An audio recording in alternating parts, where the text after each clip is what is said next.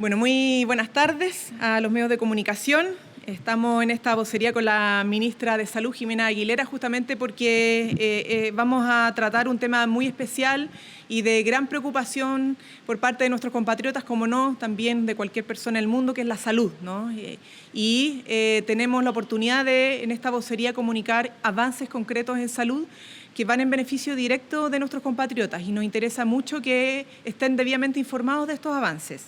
En primer lugar, lo que se señalaba en el acto donde participó el presidente, porque iniciamos diciembre efectivamente concretando un compromiso del presidente de la República. Esto ya no es un anuncio, sino que es el cumplimiento de un compromiso en torno a la ampliación de una de las reformas sanitarias más exitosas de nuestro país, que es el GES. Estamos hablando del GES 90, que amplía en 3 nuevas patologías la cobertura GES en Chile, 3 patologías que habían sido más demandadas de cobertura por parte de nuestros ciudadanos y ciudadanas, que es el tratamiento posterior al alta de cirrosis hepáticas en primer lugar, en segundo lugar la hospitalización para menores de 15 años con depresión y en tercer lugar la cesación del consumo de tabaco para mayores de 25 años. Sabemos que el tabaquismo sigue siendo un problema de salud pública y aquellos que necesitan dejar el tabaco necesitan también apoyo a través de la cobertura GES para estos tratamientos. Con esto alcanzamos un total de 90 problemas de salud con garantías explícitas en nuestro sistema de salud chileno. Además, estamos incluyendo mejoras concretas en la canasta de medicamentos de 11 condiciones ya cubiertas en el GES y 100.000 millones de inversión adicional. Junto a esto, la ministra podrá contarles otros importantes avances que la semana pasada dimos a conocer, como por ejemplo ya la salida de 2 millones de personas de la lista de espera, ¿no? La aplicación de la ley SAP, entre otras medidas concretas que se han estado materializando para no solamente atender mejor, sino que de manera más oportuna, porque necesitamos en salud un Estado eficiente, un Estado fuerte, un Estado que garantice la mayor cobertura de la salud de nuestros compatriotas y partiendo además de la primera infancia, que son nuestros bebés. Ministra. Muchas gracias, ministra. Efectivamente, estábamos recién con el presidente dando cumplimiento a este compromiso, así como la semana pasada también dimos cumplimiento a otro compromiso, que fue ampliar la pesquisa neonatal de 2 a 26 problemas de salud a través de los hospitales del sistema público en forma progresiva, de manera que durante el año que viene va a estar disponible en todos los hospitales públicos para todos los niños que nazcan en los hospitales públicos. Es un avance significativo que permite detectar a tiempo problemas genéticos y metabólicos y, por lo tanto, empezar el tratamiento o las indicaciones alimentarias para aquellos niños. Y como decía la ministra Vallejo, esto va acompañado de justamente otros avances que hemos tenido. Por ejemplo, en el tema del GES tenemos que recordar que desde esta administración se instauró el copago cero, lo que significa que el GES para las personas que se atienden en FONASA tiene una protección financiera total. En el caso de las personas que se atienden en ISAPRE, tiene un copago de hasta el 20% y con una garantía de protección financiera que implica que no tengan que gastar más de una cierta proporción del salario en forma anual, lo que también es muy importante. También la semana pasada el subsecretario de Redes Asistenciales dio cuenta de los avances en la reducción de listas de espera. Estamos con los menores tiempos de espera en una década, desde que se empiezan los registros, de hecho, de tiempos de espera, que es la meta que nos impuso el presidente cuando me nombra ministra. Hay ya varios servicios de salud que han cumplido con la meta impuesta de 200 días de mediana de espera en lo que es la consulta nueva especialidad y en intervenciones quirúrgicas. Y eso, ¿cómo se ha logrado? Se ha logrado gracias a la inversión en mayor resolutividad en la atención primaria, que son 46.000 millones anuales que se destinan a ello, con lo que son los recursos adicionales para que los hospitales funcionen fuera del horario, que son los recursos adicionales que este año fueron 73.000 millones de pesos, con lo que es la compra de servicios que hace FONASA al sector privado a través de su licitación, que fueron más de 20.000 millones de pesos, y con la implementación, como recordaba la ministra Vallejos, de la ley del sistema de atención priorizada, el SAP, que es específicamente para lo que son las cirugías de rodilla y de cadera y que ha atendido a más de 5.000 personas entre modalidad libre elección y modalidad institucional. También debemos recordar que nosotros en este gobierno, entre otros avances que hemos tenido en salud, está en la incorporación del anticuerpo monoclonal para el virus respiratorio sincicial, que ha sido destacado no en una, sino que ya en un par de revistas científicas de nivel mundial, como una política pública que surge desde el hemisferio sur como lección de lo que es la aplicación de una intervención en forma universal, que es una herramienta fundamental para la equidad y para reducir las hospitalizaciones y las muertes en los niños por este virus sincicial.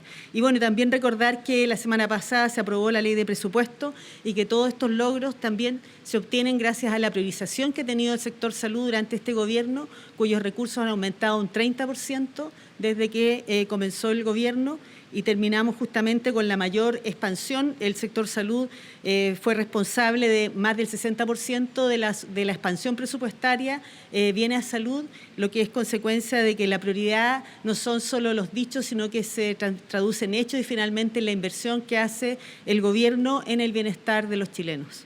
Gracias.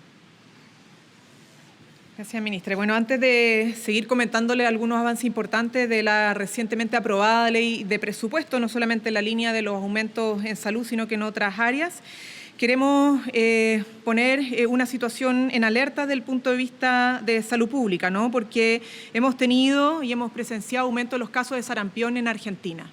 Y eso obviamente nos ha llevado a tomar acciones como gobierno para evitar que el sarampión llegue a nuestro país, y por eso el reforzamiento del llamado a la toma de conciencia de la cobertura de la vacunación, que la gente se vacune efectivamente.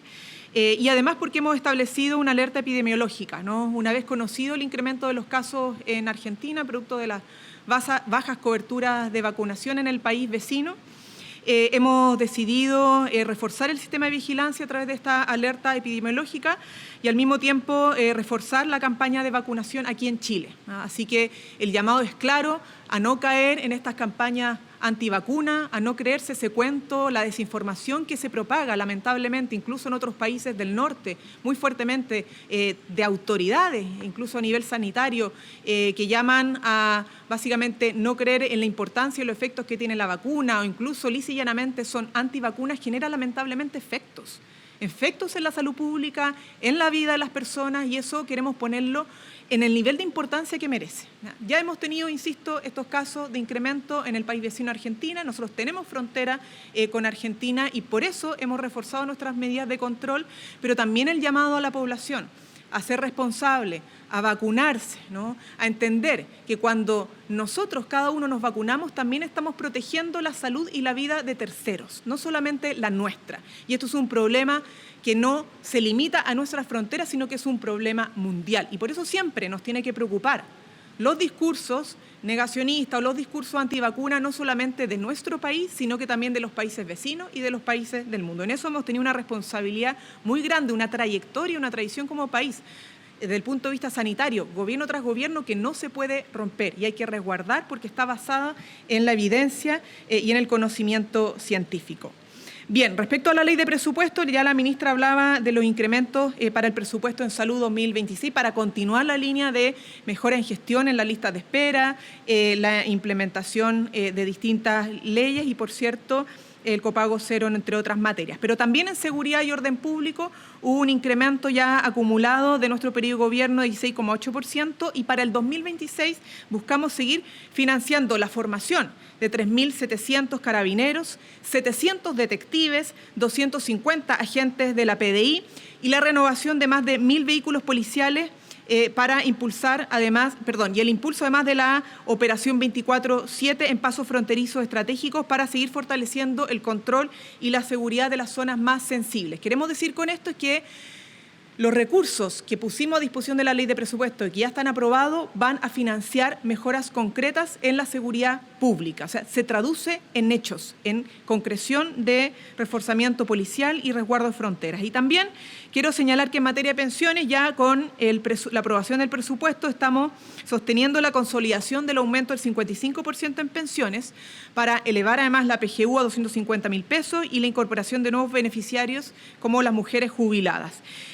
Queremos destacar que a propósito de la reforma de pensiones que seguimos financiando con la ley de presupuesto, nuestro país subió 9 puntos en el puesto en el ranking de pensiones de la OCDE, es decir que No solamente tenemos una reforma que está aumentando las pensiones ahora de nuestros jubilados y jubiladas, sino que ha sido mirada, observada y felicitada, ¿no? A nivel internacional a través de este ranking donde mejoramos nuestra posición de la OCDE, de los países desarrollados. Es decir, nuevamente nuestro país es un orgullo porque a nivel internacional tiene reconocimiento de sus avances y se acerca cada vez más a los países desarrollados. Por otro lado, en materia de cuidados, el presupuesto crece un 300% justamente para apoyar la implementación de los 100 centros comunitarios de cuidados para apoyar a las familias a lo largo del país. Por último, quisiera destacar a propósito de la ley de presupuesto que muchos dijeron que probablemente esta ley de presupuesto no se iba a aprobar, dijeron que era una ley de presupuesto irresponsable, en fin, ¿qué no se dijo de esta ley de presupuesto? Y aquí estamos con una ley de presupuesto aprobada, transparente, responsable social y fiscalmente, que va a ayudar a nuestros compatriotas, independientemente de cuál sea el próximo gobierno, a financiar sus pensiones, su salud, su seguridad, sus cuidados, su vivienda, entre otras materias. Porque así se construye patria, con acuerdos, con diálogo, no con lucha de trincheras, generando entendimientos, porque hay que poner siempre en el centro a las personas y no cálculos políticos de corto plazo que siempre son mezquinos y que nunca ayudan finalmente a las personas. Las buenas cifras económicas está de más decirlas porque ya se han publicado incluso por parte de los medios de comunicación. El desempleo sigue a la baja, mantenemos las cifras más bajas además de informalidad, sigue creciendo el empleo formal, que es donde más ha crecido el empleo de nuestro país. Más de 590.000 empleos, el 90% son formales, no informales. Eso habla de una calidad del empleo importante y además sigue creciendo nuestro país según los datos que publicó el Banco Central respecto al IMASEC. Y esperamos seguir contribuyendo a estas mejoras económicas con la aprobación de la Sala Cuna para Chile y también el subsidio unificado al empleo, que son dos de los proyectos priorizados por parte del Gobierno en lo que queda de nuestra administración.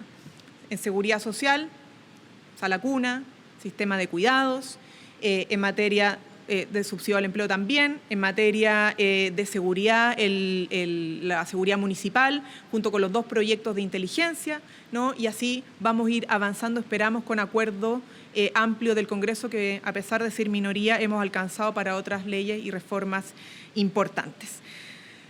Ahora sí, preguntas de la prensa. Hola, ministras, buenas tardes. Ya, ministra Aguilera, quiero consultarle por dos temas. El primero, por el GES, que nos deje muy clarito cómo la gente se puede incorporar al GES, dónde pueden hacer revisión también de las patologías, el tema de las edades, cómo esto también ha venido a cambiar lo que es el escenario en salud pública en el país. Y por otro tema, por esta alerta por sarampión, ¿qué implicancias tiene esto? ¿Va a aumentar la vacunación acá en Chile? ¿Y cuál es el llamado también para las personas que quizás viajen a Argentina tomando en consideración este aumento de los casos? Sí, bueno, muy buenas preguntas. Efectivamente, lo que significa el llegar a 90 problemas de salud para nosotros es algo muy satisfactorio y que justamente sea en el gobierno del presidente Boric que se haga la mayor inversión en el GES desde su creación, 100.000 millones de pesos, que se distribuyen mayormente, la verdad, en la mejoría de las canastas de los problemas que ya estaban, como es incorporar en la fibrosis quística un medicamento como el Trikafta que cuesta más de 20 millones de pesos al mes. Podría llegar a significar ese nivel de gasto y que las personas antes solo tenían acceso a través de la judicialización. Por eso uno de los testimonios que se dio fue de la madre de un niño con fibrosis quística y fue muy emotivo. ¿Cómo las personas acceden al GES? Cuando están en el sistema público, la verdad es que tienen que ingresar a través de la atención primaria, porque nosotros tenemos lo que se llama un sistema de salud administrada, en que hay una puerta de entrada, que es la atención primaria. Ahí, si se sospecha o ya se tiene el diagnóstico, se deriva justamente para que se empieza a contar los tiempos de las garantías. Recordemos que el GES tiene garantía de oportunidad de tratamiento, por lo tanto no hay lista de espera en el GES. Lo que puede haber es una garantía incumplida, pero recordemos que de las 68 millones de garantías de oportunidad que se han otorgado a través de todos estos años, el 98% se ha cumplido. Incluso considerando que los años de pandemia se liberó el cumplimiento de la garantía de oportunidad en la alerta sanitaria, justamente porque la prioridad en ese momento era salvar vidas. Entonces, en el caso del sistema sistema público es muy claro, se entra a través de la atención primaria. En el caso de las personas que son ISAPRE, lo que tienen que concurrir es llamar a su ISAPRE, porque efectivamente cada uno en su contrato de ISAPRE tiene lo que es un prestador preferente para los problemas GES y tiene que recurrir a ese prestador preferente y así se va interiorizando. Si tienen cualquier duda, recordemos que hay una institucionalidad que fue creada para el GES, que es la Superintendencia de Salud, tiene una Intendencia de Seguros y otra de Prestadores, y justamente esa superintendencia está ahí para atender todo tipo de consultas de las personas, tanto del sistema público como sistema privado. Esa era la pregunta respecto al GES, ¿cierto? ¿Y cuál era la segunda pregunta? Ya se me olvidó, perdón. El tema de la alerta que se dio por los casos de sarampión. Bueno, el tema del sarampión es algo que es muy importante, como decía la ministra Vallejo. El sarampión, antes de que tuviéramos esta vacunación universal, que empezó en Chile en la década del 60, de hecho a mí me vacunaron cuando tenía 1 año de edad.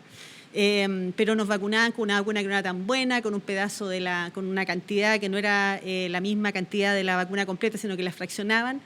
Antes de eso, el sarampión, cuando había epidemia, llegaba a ser la primera causa de muerte en el año, porque el sarampión es grave y es muy grave en los niños menores de 1 año. Si ustedes recuerdan, de acuerdo al calendario de vacunación, nosotros vacunamos a los niños al año de edad, porque las madres le transfieren anticuerpos hasta cierta edad, por lo tanto se vacunan después de que eso ocurra. Por lo tanto, hay una ventana de tiempo en la que hay una susceptibilidad mayor para un cuadro que es grave como es el sarampión. Por eso es muy importante.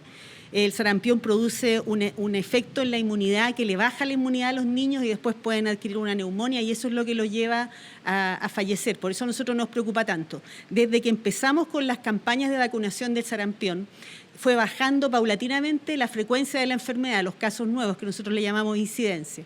Y cada una cierta cantidad de años teníamos algunas epidemias porque se iba acumulando gente que por alguna razón no se vacunó o porque efectivamente la dosis en ellos no respondió, a pesar de que es una muy buena vacuna, pero responden el 98%, entonces queda un pequeño porcentaje y que se revacuna. En el año 90, cuando vuelve la democracia, que estaba de ministro don Jorge Jiménez de la Jara, que era un campeón del tema de las vacunas, él comenzó unas revacunaciones a los menores de 5 años, con lo cual nosotros logramos la eliminación del sarampión del continente americano. O sea, nosotros como continente logramos eliminar completamente el sarampión. Sin embargo, en otros continentes siguió existiendo el sarampión y de vez en cuando recibíamos viajeros con casos de sarampión y nosotros hacemos todo un operativo de bloqueo, se llama, que es vacunar a la gente que está alrededor. En el tiempo lo que ha pasado es que la gente, al no ver la enfermedad, piensan de que en realidad ya no existe, la enfermedad sigue existiendo, sigue siendo igual de grave porque no tiene tratamiento y lo que nosotros vemos en el cotidiano es una enfermedad controlada por las vacunas. En la medida que la gente deja de vacunarse, resurge el sarampión. Entonces lo que hemos observado es que, por ejemplo, en el continente asiático, en el continente europeo, ahora en Norteamérica, han bajado las coberturas de vacunación y también en nuestro continente, en nuestra región, y eso lleva a que efectivamente exista el riesgo que si viene un viajero con la enfermedad, tengamos un brote con el riesgo consiguiente para los menores de edad. Lo que implica la alerta, nosotros recordemos que este año estuvimos vacunando a las personas que habían nacido entre ciertos años, que podrían haber recibido la vacuna, pero en una fracción, y por lo tanto para asegurarnos los llamamos a que se vacunaran. Hemos hecho refuerzo de la alerta epidemiológica. Nosotros, frente a un caso de lo que llamamos exantema, que es las manchitas en la piel, se hace una notificación inmediata y se hace un bloqueo epidemiológico. Entonces tenemos esa alerta y hacemos el llamado a los padres y madres de los niños a que no pierdan la oportunidad de vacunar a sus niños, particularmente la dosis de refuerzo del sarampión, que es a los 36 meses de edad. Nosotros estamos bastante bien en la primera dosis, pero en la de refuerzo hacemos el llamado a que la gente mantenga altas las coberturas de vacunación de manera de estar protegidos frente a la eventualidad de que sigamos recibiendo viajeros, como hemos recibido, que puedan traernos la enfermedad o incluso cuando uno viaja, que traiga la enfermedad de vuelta. Ministra Aguilera, buenas tardes. Consultarle sobre planes para enfrentar un tema sensible, los suicidios en el país. Se estima que son cerca de 1.800 personas que al año, pero particularmente en los últimos días, hemos podido ver un recurrente aumento de este tipo de cosas. Por ejemplo, sin ir más lejos, el pasado viernes, 3 personas a distintas horas del día y en 3 líneas distintas, lamentablemente, se arrojaron a las vías. La pregunta es qué se está haciendo en temas de prevención y cómo se está enfrentando esta problemática. Bueno, recordar que el presidente ha definido desde un primer instante en este gobierno que la salud mental es una prioridad y junto con reducir los tiempos de espera, la salud mental es la segunda prioridad del sector. En línea con ello, nosotros hemos presentado una ley de salud mental integral que está siendo tramitada en el Senado. Implementamos el asterisco 4141, que es justamente para responder ante la ideación suicida. Eso es una inversión que se hace anualmente a través de Hospital Digital. Se han recibido más de 200.000 llamadas. Es una plataforma que es pionera, digamos, aquí en esta parte del país. También nosotros ahora justamente en el GES incorporamos la garantía de hospitalización para la depresión grave con ideación suicida en los menores de 15 años, que también son recursos, casi 3.000 millones, 2.800 millones de pesos destinados a eso. La plataforma del asterisco 4141 son más de 1.000 millones de pesos anuales y también están las campañas. Recuerden que ustedes nos han ayudado a difundir las campañas comunicacionales respecto a combatir el estigma de la salud mental. Con todo, efectivamente, en estos periodos se observa este fenómeno que tiene una cierta estacionalidad. En general, nosotros también tenemos pautas de comunicación respecto a las situaciones de suicidio y es un problema que seguiremos trabajando en su prevención, pero se ha trabajado en estrategias de prevención, se ha trabajado en estrategias de mejorar la atención de las personas que tienen alguna situación de salud mental que los puede llevar a la ideación suicida. Se han ampliado lo que son los centros comunitarios de salud mental, que hay un compromiso en este gobierno de llegar a 15. De hecho, estuvimos justamente la semana pasada inaugurando uno en la ciudad de Frutillar. Y también hemos capacitado a la gente de atención primaria a través de un programa de la Organización Mundial de la Salud que se llama MHGAP en responder de mejor forma a los problemas de salud mental. Y dentro de los problemas de salud mental, que es la prioridad, hemos de hecho definido dos prioridades. Una es suicidio y la otra es el tema de demencia. Así que se ha estado trabajando, ciertamente se tiene que seguir trabajando para tratar de reducir esto y que la gente sepa que no está sola y que se está pasando por un momento de angustia, de ansiedad o tiene una ideación suicida, tiene dónde recurrir y que utilice los recursos que tenemos para ello. Eso. Ministras, muy buenas tardes. Ministra Vallejo, yo le tengo 3 preguntas relativas a la frontera, así que se las voy a dividir. La primera tiene que ver con este Comité Binacional por la Militarización de la Frontera Peruana. ¿Qué conclusiones se pueden deducir de esa reunión encabezada por el canciller Alberto Van Claveren? ¿Cuál es la preocupación del Ejecutivo en la materia? Y si es que está contemplado que alguna otra autoridad viaje a la frontera norte. Sí, primero, solo para tomarme del punto anterior, destacar que si bien ha sido el sello del presidente Boric la salud mental y la aplicación de gestión y recursos concretos para fortalecer las capacidades del Estado en esta vía, va a requerir mucho más que un gobierno, ¿no? Y que ojalá haya un compromiso de política de Estado hacia adelante, porque este es un fenómeno global y que es preocupante y del cual tenemos que ocuparnos, insisto. Más allá de los COSAM, de la Ley de Salud Mental y de todos los recursos que se han puesto en esta materia, esperamos que sea una política de Estado que continúe. Sobre el tema frontera, efectivamente se concluyó esta reunión del Comité Binacional con Perú, porque el tema de la frontera al menos siempre involucran a 2 estados, 2 países. No se puede resolver de manera unilateral. De hecho, las decisiones que se adoptan siempre de manera unilateral terminan agravando los problemas migratorios, ¿no? Ya vemos lo que está pasando en otras regiones del mundo, la suspensión, por ejemplo, de vuelos a Venezuela, que hace más difícil hacer que los venezolanos puedan retornar a su país. Por lo tanto, a veces el endurecimiento o medidas unilaterales de países respecto a otros, lo que hacen en vez de ordenar la situación, genera más caos y más problemas migratorios, ¿no?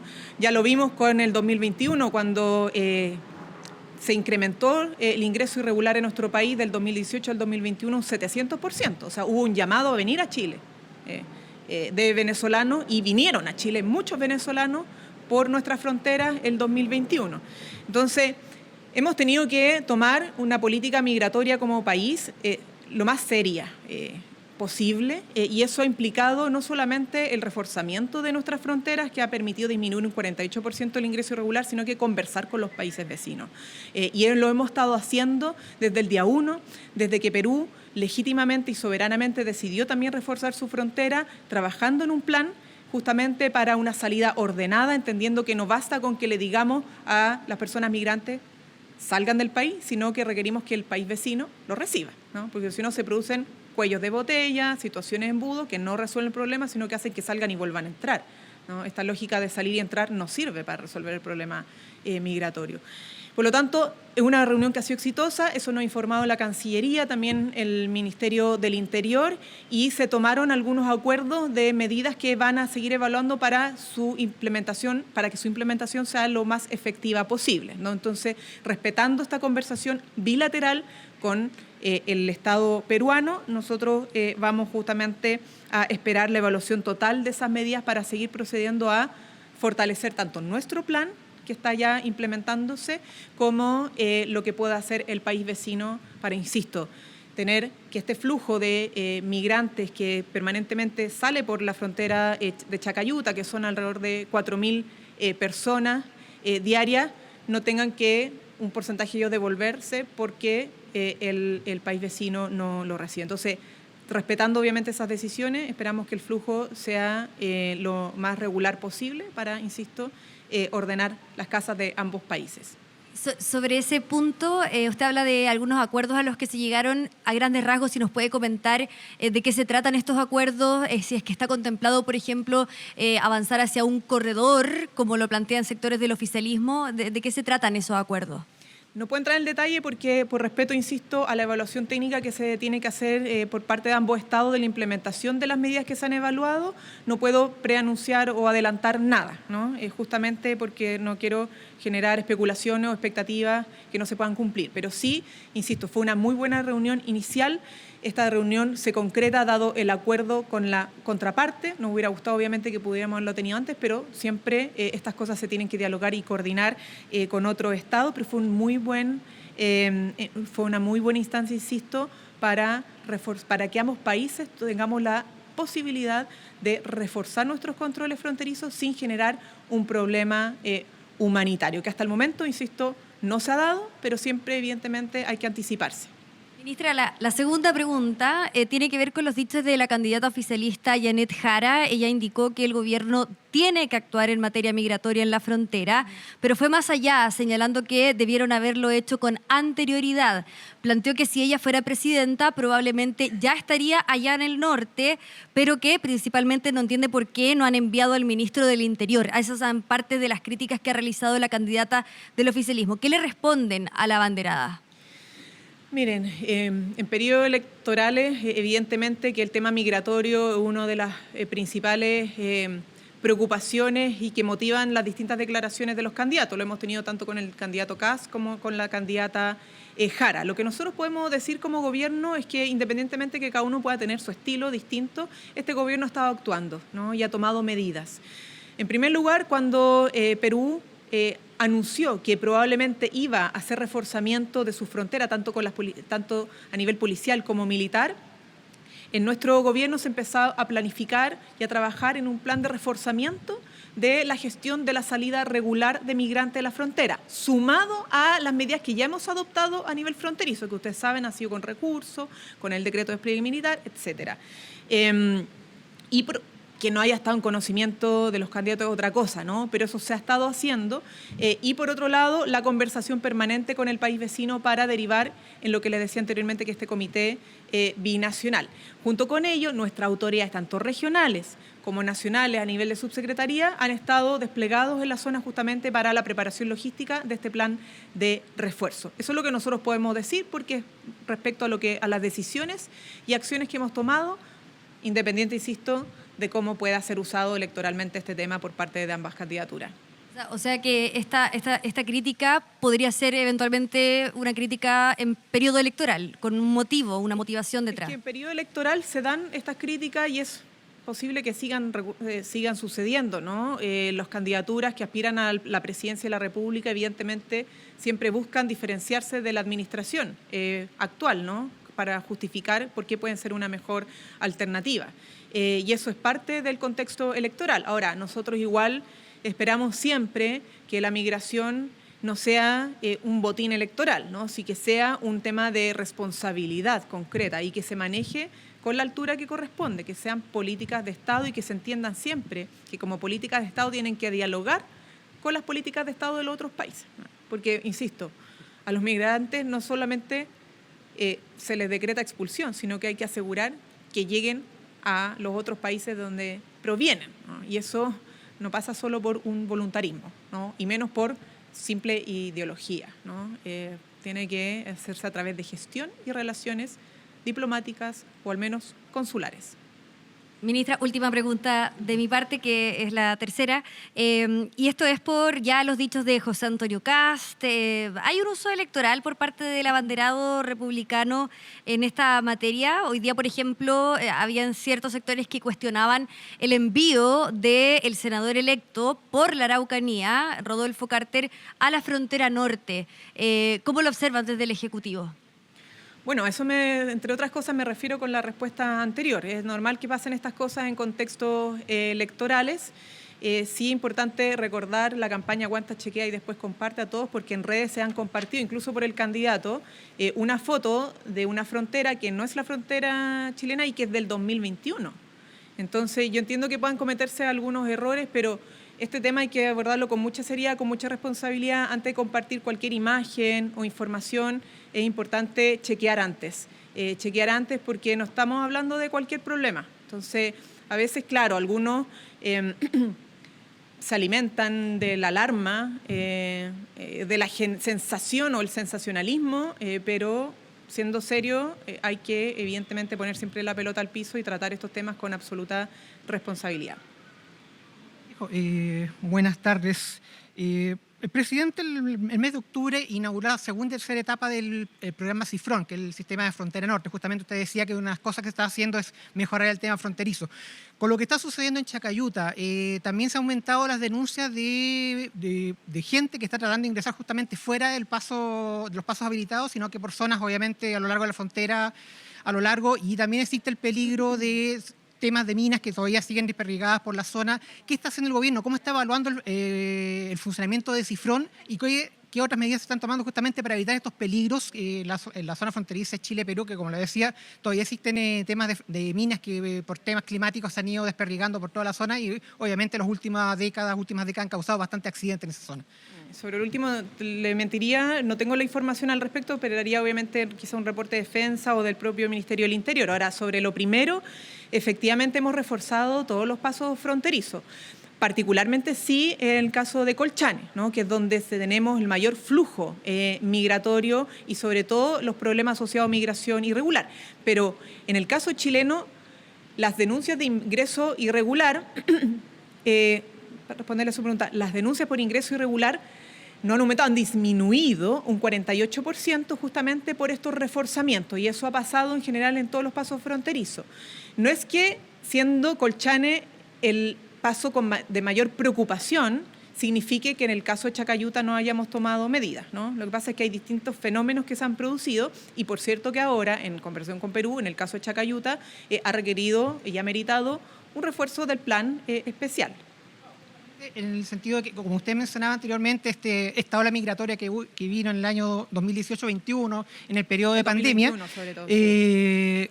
Cuando obviamente estaban todos los controles de la gente que ya no ingresaba o no trataba de ingresar por Chacayuta, sino que se iba por la zona fronteriza a lo largo de Chile-Perú. Entonces eso que generaba obviamente una mayor presión y obviamente mayor preocupación de seguridad. Y como le decía, justamente estos temas de minas o simplemente en ese sentido, cómo estaba funcionando CIFRON ya en este despliegue de la zona. Ha estado funcionando bien, de hecho, por eso se ha hecho un refuerzo, porque ha sido una política efectiva desde el punto de vista del control y seguridad migratoria, ¿no? Nosotros hemos reforzado aduana, el cerco tecnológico, o la frontera tecnológica que hemos ido implementando para no solamente fiscalizar y controlar con presencia humana, sino que tecnológica, que ayuda mucho más a las herramientas investigativas y de ordenamiento del control en la frontera. Así que sí ha habido una evolución positiva. El presidente por eso hace poco no solo reforzó con el plan 2 y 3 CIFRON, sino que anunció en ese mismo refuerzo en Colchane del plan CIFRON esta reforma constitucional para tener un despliegue permanente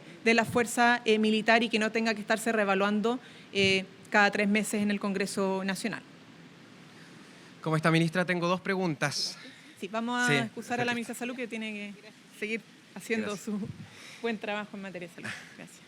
Ministra Vallejo, tenía dos preguntas. Una, preguntarle respecto a los números rojos que arrojó TVN nuevamente, a pesar de que dicen que hay una baja en las pérdidas, siguen con números rojos, se dio un balance trimestral de pérdidas de 11.000 millones. ¿Qué pasa con TVN? ¿Hay algún plan en marcha para poder revertir esto con la salida de Vidal? ¿Cambió algo esto o no? Bueno, antes de la salida de Vidal ya se veía que habían logrado disminuir el déficit en la gestión de Televisión Nacional. Nosotros tuvimos un reporte con el presidente entrante, la directora ejecutiva y el directorio de Televisión Nacional sobre los avances que habían tenido en gestión justamente para disminuir estas cifras rojas. Eso obviamente habla de un esfuerzo importante del canal público, pero hay que poner en contexto esto. Las televisiones en general están teniendo problemas financieros con una excepción, diría yo. ¿Para qué mencionar?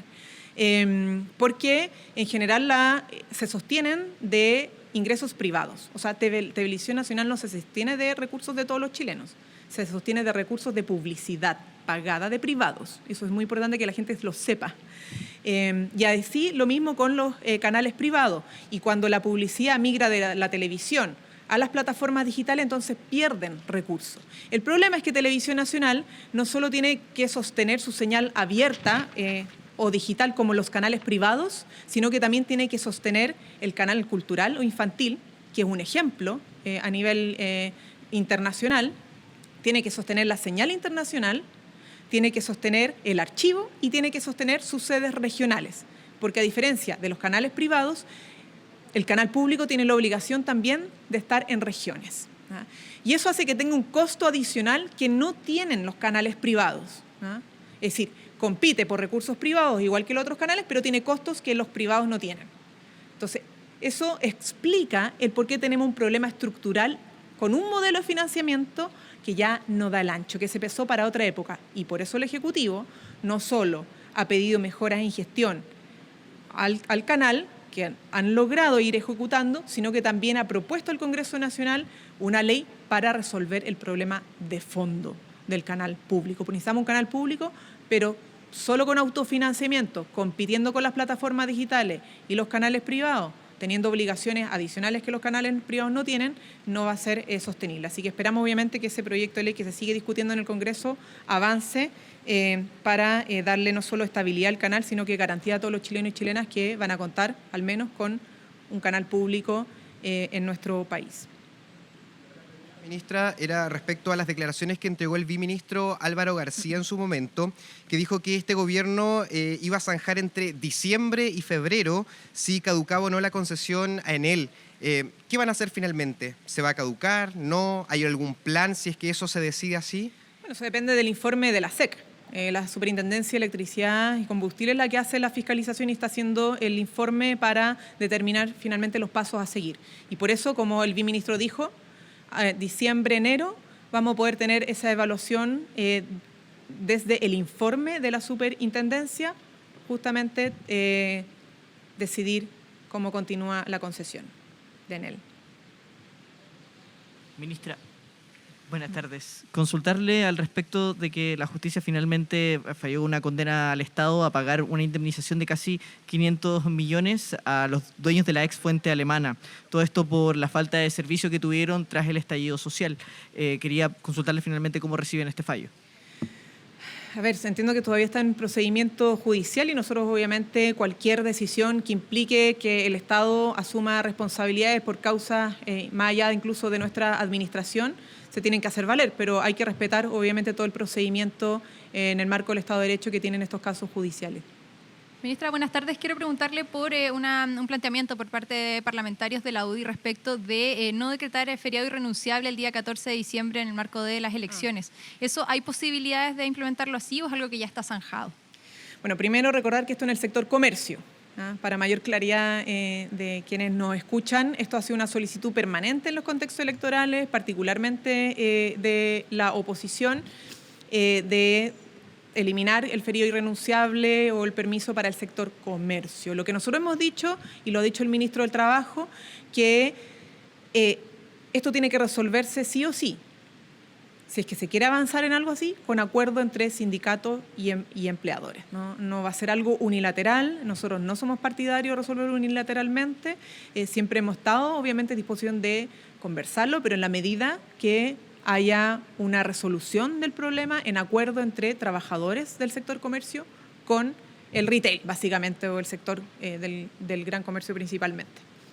¿Desde el gobierno hay alguna postura en particular respecto a aquello? Y lo otro, Es que si es que esto es nosotros algo que se puede hacer de forma más permanente o respecto a este hecho puntual, porque en cada elección se plantea algo similar. Por lo mismo, nosotros somos respetuosos aquí del diálogo entre trabajadores y empleadores, ¿no? Creemos que es la única manera de poder avanzar, porque si no, no se va a trabar nunca este conflicto. Nosotros no somos partidarios de pasar por alto de manera unilateral por los derechos laborales de los trabajadores y trabajadoras, pero entendemos que si hay un ánimo de poder llegar a una solución, tiene que ser, insisto, en acuerdo, sea para este caso, sea de manera permanente. Nunca por sobre, obviamente, la conversación, el acuerdo, la negociación que puedan tener en el sector empleadores y trabajadores. Bien, muchas gracias.